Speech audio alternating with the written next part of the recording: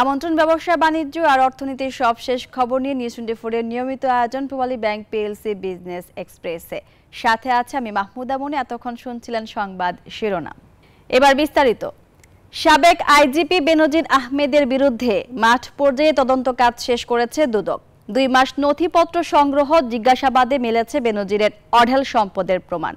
হাজার কোটি টাকার সম্পদ জব্দের পর এবার যাচাই বাছাই করছে সংস্থাটি।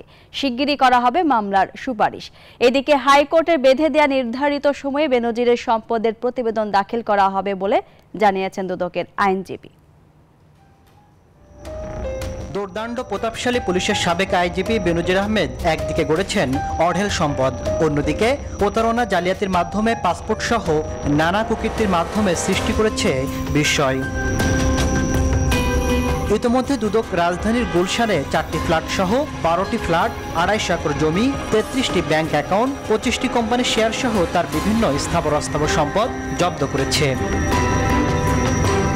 পুলিশ পরিচয় গোপন করে ধূর্ত এই বেনজির বেসরকারি চাকরিজীবী পরিচয় সংগ্রহ করেন পাসপোর্ট। এ ঘটনায় পাসপোর্ট অধিদপ্তরের 8 কর্মকর্তাকে জিজ্ঞাসাবাদ করেছে দুদক। 2 দফায় বেনজির সহ তার পরিবারকে তলব করা হলেও হাজির না হয়ে পাঠিয়েছেন দায়সারা চিঠি, যা গ্রহণ করেনি দুদক। অনুসন্ধানকারী দল মাঠ পর্যায়ের দুর্নীতির নথিপত্র বিশ্লেষণ করে খুব দ্রুতই কমিশনে বেনজিরের বিরুদ্ধে মামলার সুপারিশ করবে।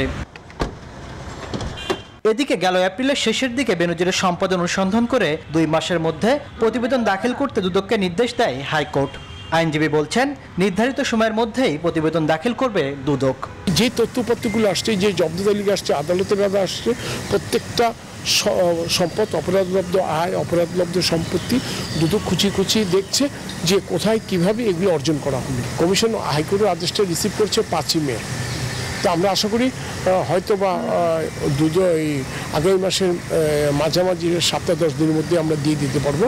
দুদকের সাবেক এক মহাপরিচালক বলছেন, বেনজিরের বিরুদ্ধে যে পরিমাণ অবৈধ সম্পদ পাওয়া গেছে তাতে মামলা করতে আইনি কোনো বাধা নেই। এই ব্যক্তির বিরুদ্ধে যে সম্পদ, তার সম্পদ ক্রোক হয়েছে, ফ্রিজ করা হয়েছে, তাহলে ক্রোক ফ্রিজের জন্য তো একটা প্রাইমারি স্যাটিসফ্যাকশন দরকার ছিল, সেইটি হয়ে গেছে, দুদকের হয়েছে, আদালতেরও হয়েছে, তাহলে তার বিরুদ্ধে মামলা করার মতন প্রাথমিক উপাদান আছে। বেনজিরের বিরুদ্ধে গেল এপ্রিলের 18 তারিখ অনুসন্ধান শুরু করে দুদক। তবে সম্পদ বিবরণী দাখিলের নোটিশ দিবে কিনা তা কমিশনার সিদ্ধান্তের অপেক্ষায় রয়েছে। তাসরিফ তৌহিদ, নিউজ 24, ঢাকা। সব সরকারের সময়ে ক্ষমতার কাছাকাছি থেকেছেন ছাগলকাণ্ডে আলোচিত মতিউর রহমান। নিজের আখের গোছানোর পর বনে গেছেন শত শত কোটি টাকার মালিক। ক্ষমতার দাপট দেখে জমি দখল করে বানিয়েছেন রিসোর্টও, গড়ে তুলেছেন শিল্প কারখানাও। সাইফুর রহমান মিরন ও জাহাঙ্গীর আলমের পাঠানো তথ্য ছবিতে desk report. Apon Bhubon resort and picnic spot. Gazipur মহানগরের খিলগাঁও এলাকায় গড়ে ওঠা এই রিসোর্টের মালিক ছাগলকাণ্ডে আলোচিত মতিউর রহমান। অভিযোগ উঠেছে, এই রিসোর্ট করতে গিয়ে টাকার গরম দেখিয়ে নিরীহ মানুষের জমি দখল করেছেন মতিউর। ভুক্তভোগীরা জানান, কম দামে জমি বিক্রি করতে রাজি না হলে জোর করে তা দখলে নিতেন মতিউর ও তার পরিবার। বাপদাদার জমি রক্ষায় দীর্ঘদিন ধরে প্রশাসনের দুয়ারে দুয়ারে ঘুরেও ক্লান্ত অনেকে। আমার বোনের কাছ থেকে কিনে নিচ্ছে 25, আর ওনারা দখল করছে 49, আমার 49 সহ আমার 2449। যদিও রিসোর্টের ম্যানেজারের দাবি কারো জমি দখল করা হয়নি। কোনো মানুষ এরকম কোনোদিন অভিযোগ করে না। কাগজপত্রতে কি আছে সেটা আমি বলতে পারবো না। শুধু রিসোর্ট নয়, টঙ্গীতে ভাইয়ের নামে শিল্প কারখানাও গড়ে তুলেছেন সাবেক এনবিআর কর্মকর্তা মতিউর। ছাগলকাণ্ডে সমালোচিত এই ব্যক্তির অঢেল সম্পত্তির খবরে হতবাক তার গ্রামের বাড়ির বরিশালের মুলাদির বাসিন্দারাও। যখন যে দল ক্ষমতায় ছিল তখন সে দলের নেতাকর্মীর সঙ্গে ভালো সম্পর্ক রেখে নিজেদের আখের গোছানোর অভিযোগ আছে মতিউরের পরিবারের বিরুদ্ধে। টঙ্গীতে সে লীগের নেতৃত্ব দেওয়ার পরে যখন একটা গ্যাঞ্জামের সৃষ্টি হয়েছে, তখন মতিউর রহমানের দাদা দাদি তাকে জোর করে গ্রামের বাড়িতে নিয়ে আসছে যে বাবা তোর গ্যাঞ্জামের দরকার নেই। এবং দেশে এসেও উনি পিস্তল মহিউদ্দিন সাহেব, দক্ষিণ বাংলার সবচেয়ে বিখ্যাত পুরুষ, মেজর জিয়া প্লাস পিস্তল মহিউদ্দিন, তাদের এই শিশু সাগী ছিল আর কি। ঢাকা, গাজীপুর, নরসিংদী সহ অন্তত 6 জেলায় বিপুল সম্পত্তির খোঁজ মিলেছে মতিউর রহমানের। সম্পত্তির মালিকানা পেয়েছেন 2 বউ, সন্তান ও ভাইয়েরাও। Desk report, news 24।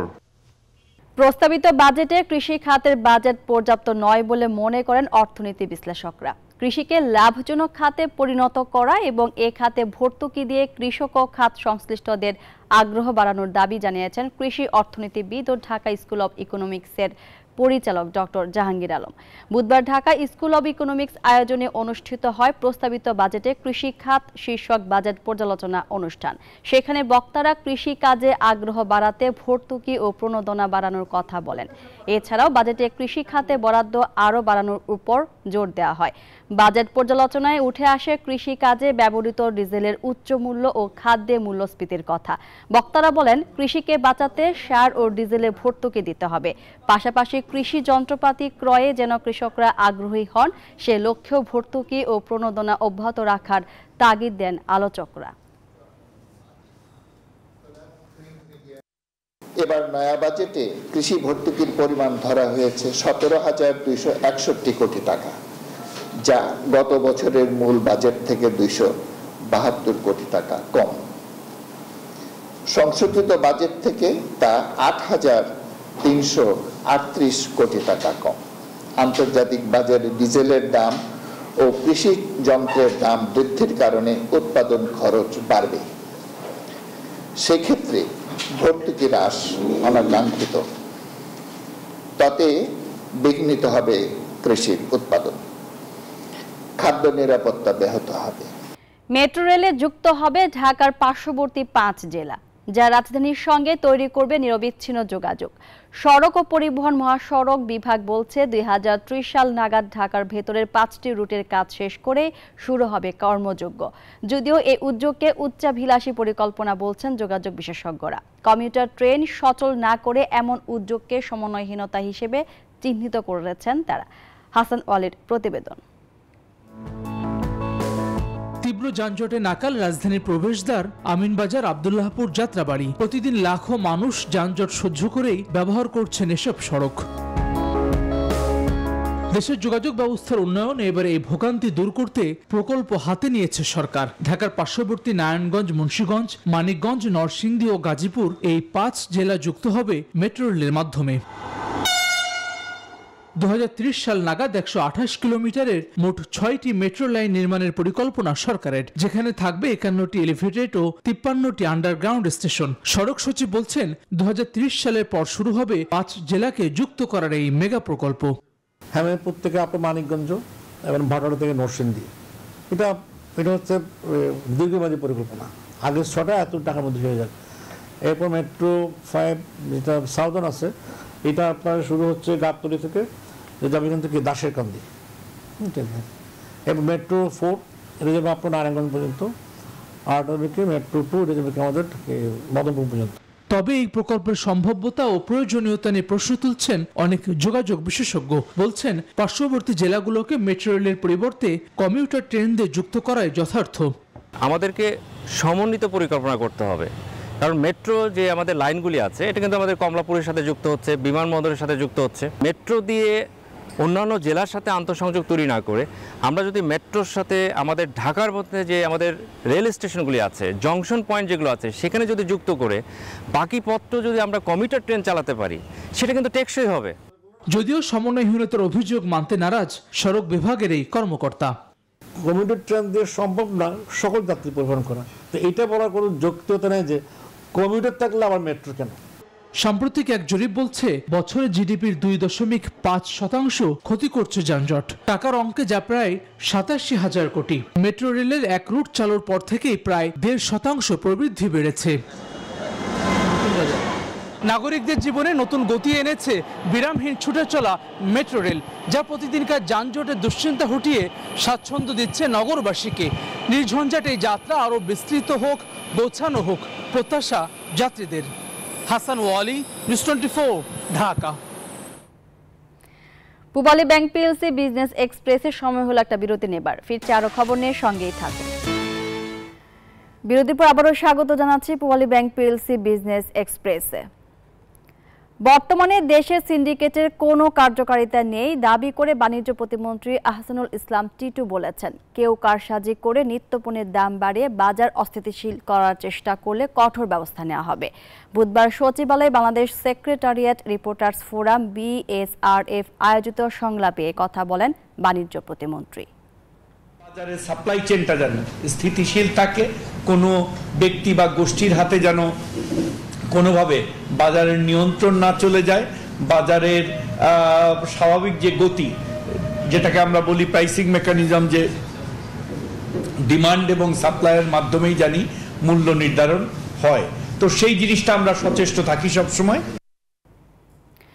প্রশাসন ও দায়িত্বপ্রাপ্ত ব্যক্তিদের অবহেলার কারণে সুন্দরবনের মধুর ভৌগোলিক নির্দেশক পণ্যের বা জিআই মর্যাদা হারিয়েছে বলে মন্তব্য করেছে Centre for Policy Dialogue CPD.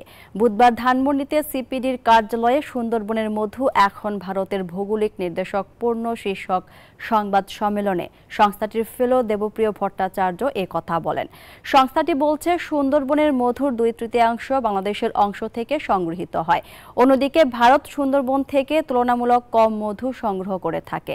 এ হিসেবে বাংলাদেশ সুন্দরবনের মধুর ভৌগোলিক পণ্যের দাবিদার, কিন্তু বাংলাদেশে প্রশাসন ও সংশ্লিষ্ট দপ্তরের অবহেলার কারণে এই মধুর ভৌগোলিক পণ্যের মালিকানা ভারত নিয়ে গেছে। আমরা খুবই ভালো করে জানি যে সুন্দরবনের মধুর বহুলাংশই বাংলাদেশে উৎপাদিত হয়। আমাদের হিসাব হলো যে অন্তত ওনারা 2 থেকে 3 গুণ উৎপাদন কিন্তু বাংলাদেশে হয়। 7 বছরের ভিতরে বাংলাদেশের প্রশাসন, বাংলাদেশের সংশ্লিষ্ট ব্যক্তিরা এইটার জন্য কোনো পদক্ষেপ নেয়নি। এখন আপনি কাকে দোষ দিবেন? আপনি কি ভারত খুব দ্রুততার সাথে করলো সেইটাতে দোষ দিবেন, নাকি আমরা 7 বছর ধরে কিছু করি নাই এইটাতে দায়িত্ব দিবেন? পতন কাটিয়ে ঘুরে দাঁড়ানোর ইঙ্গিত দিচ্ছে দেশের শেয়ার বাজার। ঢাকা ও চট্টগ্রাম উভয় শেয়ার বাজারে সবকটি মূল্যসূচক বেড়েছে। 25 কর্মদিবসের পর ডিএসইতে লেনদেন ছাড়ালো 600 কোটি টাকা। দিনের লেনদেন শেষে ডিএসইতে দাম বাড়ার তালিকায় নাম লিখিয়েছে 251টি প্রতিষ্ঠানের শেয়ার ও ইউনিট। বিপরীতে দাম কমেছে 89টি প্রতিষ্ঠানের, আর 64টির দাম ছিল অপরিবর্তিত। এদিন ডিএসইর প্রধান মূল্যসূচক ডিএসইএক্স 60 পয়েন্ট বেড়ে 5302 পয়েন্টে উঠে এসেছে। এদিকে সবকটি মূল্যসূচক বাড়ার পাশাপাশি লেনদেনের গতিও বেড়েছে। দিনভর বাজারটিতে লেনদেন হয়েছে 605 কোটি 12 লাখ টাকা, যা আগের কর্মদিবসের চেয়ে 80 কোটি 56 লাখ টাকা বেশি। অপর শেয়ার বাজার চট্টগ্রাম স্টক এক্সচেঞ্জের সার্বিক মূল্যসূচক সিএএসপিআই বেড়েছে 87 পয়েন্ট। লেনদেন হয়েছে 14 কোটি 52 লাখ টাকার শেয়ার। দর্শক, এবারে জনপদের শিল্প ও বাণিজ্যের খবর। উজানের পাহাড়ি ঢলে সুনামগঞ্জে মৎস্য খামারিদের কোটি টাকার মাছ ভেসে গেছে হাওরে। এতে মৎস্য খামারিদের স্বপ্ন ভেসে গেছে বানের জলে। জেলার 16,000 মাছ চাষি সব হারিয়ে এখন নিঃস্ব হয়ে পড়েছেন বিপাকে। সুনামগঞ্জ প্রতিনিধি মোহাম্মদ বুরহান উদ্দিনের পাঠানো তথ্য ছবি নিয়ে ডেস্ক রিপোর্ট। পাহাড়ি ঢলে সুনামগঞ্জের 11 উপজেলার নিম্নাঞ্চলের বসতভিটা তলিয়ে যায় পানির নিচে। শুধু বাড়িঘর নয়, স্রোতে ভেসে গেছে পুকুরের সব মাছ। বানের পানিতে নিঃস্ব জেলার 16,500 চাষি। এছাড়া মাছের খামারের অবকাঠামোগত ক্ষতিও হয়েছে। সব মিলিয়ে মৎস্য খামারিদের ক্ষতি হয়েছে অন্তত 72 কোটি টাকা। মাছটা চলে সব দিয়ে গেছে, কিছু দিয়েছে আর কিছু আমরা একটাইছি। রোমির কিয়া কারফু প্রায় 1,80,000 মাছ আমার গেছে। সবচেয়ে বেশি ক্ষতি হয়েছে জেলার সদর, দুয়ারা বাজার, ছাতক ও শান্তিগঞ্জ উপজেলায়। বন্যার পানিতে 80% পুকুরের মাছ ভেসে গেছে। কেউ কেউ নতুন করে মাছের পোনা ছাড়লেও এখন তাদের পুকুর শূন্য। কোটি টাকা সম্পদ সবগুলা মাছ বাইসা গেছে, এগুলা টিকানি মতন রাখা গেছে না, নষ্ট হয়েছে। খাদ্য তো ইসলাম বাসাত ইটা বুড়াই লিছে পানি, জাল মাইরিয়া উফরিতে ছুটছে পানি, মাছও গেছে বাড়াইয়া, প্রচুর মাছ গেছে। জেলা প্রশাসন বলছে বন্যায় ক্ষতিগ্রস্ত মাছ চাষিদের তালিকা করে সহযোগিতা করা হবে। ক্ষয়ক্ষতির প্রেক্ষিতে যে বরাদ্দ পাওয়া যাবে বা যে প্রণোদনা পাওয়া যাবে, এগুলো আমরা প্রকৃত ক্ষতিগ্রস্তদের তালিকা করে তাদের মধ্যে এগুলো বিতরণ করব। জেলায় পুকুর রয়েছে 25,173টি। এবারের বন্যায় প্রায় 8,000 পুকুরের মাছ ও পোনা ভেসে গেছে। ভেসে যাওয়া মাছ ও পোনার পরিমাণ 4,000 metric ton. Desk report, news 24। আর এ ছিল পূবালী ব্যাংক পিএলসি বিজনেস এক্সপ্রেসের এখনকার মতো আয়োজন। ধন্যবাদ সবাইকে।